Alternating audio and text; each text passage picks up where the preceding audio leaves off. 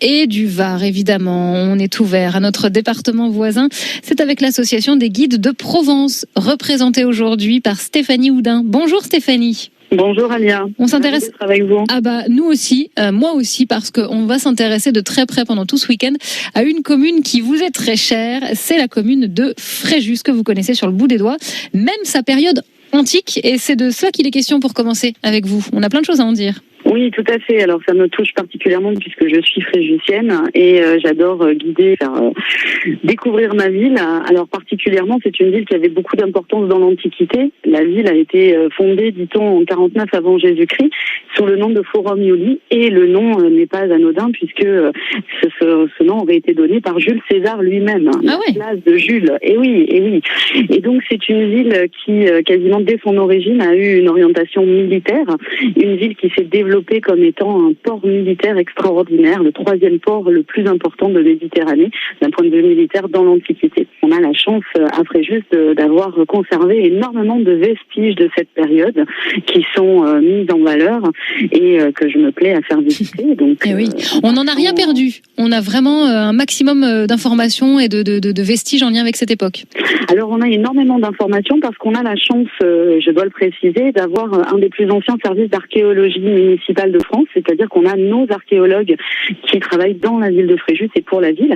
Donc ils sont toujours à pied d'œuvre dès qu'il y a quelque chose, ce qui fait que grâce à eux, on a alors évidemment les monuments les plus visibles, l'amphithéâtre, le théâtre, l'aqueduc et puis les remparts de la ville, ceux qui sont visibles à l'œil nu, mais grâce à eux, on a retrouvé aussi tout le bassin du port, des sites qui ont même des petites anecdotes au sens où on les a retrouvés complètement par hasard en creusant les fondations d'un immeuble et qui, de vous à moi, sont toujours protégés par cet immeuble et sont conservés. Le site est conservé sous les fondations de l'immeuble et peut être visité d'ailleurs. On a retrouvé tout le bassin du port, les thermes, énormément de sites, notamment grâce à nos archéologues, effectivement. Est-ce qu'il y a des questions qui reviennent régulièrement lorsque vous faites des visites, que vous avez des groupes? Les questions qui reviennent sont plutôt des étonnements, je vais dire, oui. Puisque à titre personnel, je me plais à mettre des gros coups de pied, si vous me permettez l'expression, je vous permets. des idées reçues. Oui, et, du genre. Par exemple, quand on parle de l'amphithéâtre, on a toujours ces images de films sur les gladiateurs, des choses très très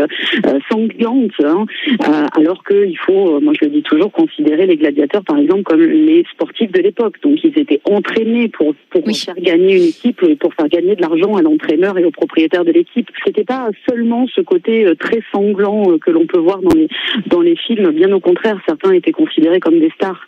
Et puis des petites anecdotes, par exemple, si je vous demande, Alia, qu'est-ce que c'est qu'un scrupule? Est-ce que vous avez des scrupules, vous, Alia, parfois? Oui, parfois, oui. Comme tout le monde. Enfin, vaut mieux, c'est bien, c'est sain, non? Qu'est-ce que vous allez me dire derrière? Est-ce que vous voulez que je vous dise ce que c'est qu'un scrupule? Allons-y, j'ai peur, je sens que je passe un bon week-end. Non, rassurez-vous. Figurez-vous qu'à l'époque, les légions, les armées romaines se déplaçaient à pied, bien évidemment, et faisaient des distances extraordinaires tous les jours. Et ils avaient des petites sandales. Et le scrupule, c'était le petit caillou qui vient de se mettre dans vos sandales ou dans vos chaussures. Vous savez, quelle belle image! Le scrupule était à savoir, est-ce que vous faites arrêter une légion entière parce que vous avez un petit caillou dans le pied, ou est-ce que vous continuez à marcher? C'est beau. Ah, j'adore ce genre de choses. Voilà, on va retenir tout de suite. On va rester dans cette époque et parler de l'amphithéâtre que vous évoquiez à l'instant, Stéphanie Houdin, dans le rendez-vous Couleurs de Nice, des Alpes-Maritimes et du Var. Vous êtes représentante aujourd'hui de l'association des guides de Provence. À tout de suite, Stéphanie, restez là. Ce week-end sur France Bleu Azur.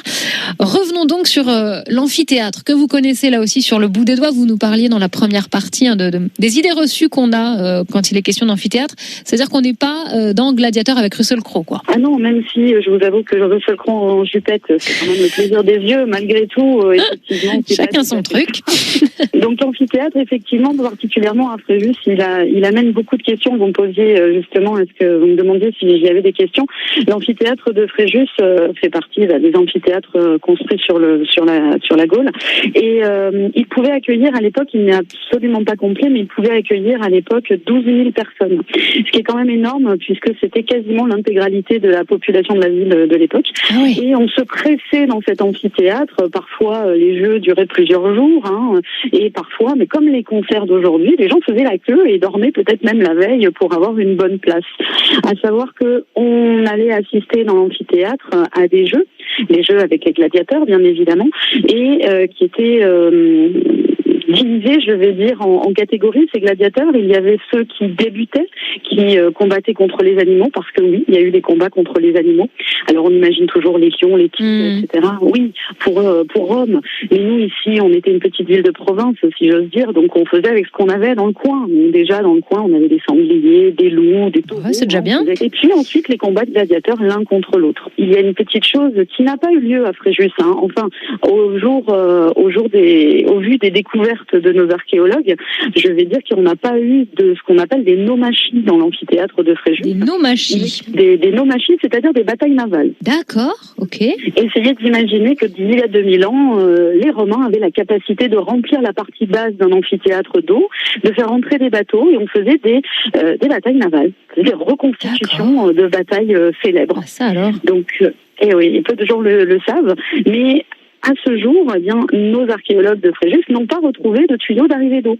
Donc on considère, en l'état actuel des connaissances, que l'on ne faisait pas de nomachie à Fréjus. Ceci dit, peut-être qu'un jour, ces connaissances vont changer avec une découverte du service d'archéologie. C'est ça qui est top, c'est qu'il n'y a rien de figé. Voilà, c'est là, à cet instant précis, on a ces connaissances, mais ça peut toujours évoluer. Ça, c'est génial. Exactement.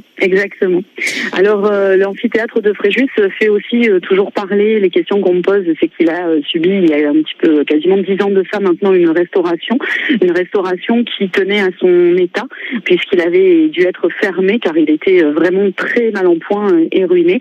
Et donc, il a subi une restauration qui a été faite en béton et qui, pour, je veux dire, l'œil profane, paraît un petit peu saccager le site. Il faut comprendre qu'en fait, c'est un choix qui avait été fait de ne pas confondre ce qui avait été construit dans l'Antiquité avec ce qui a été réparé de l'amphithéâtre.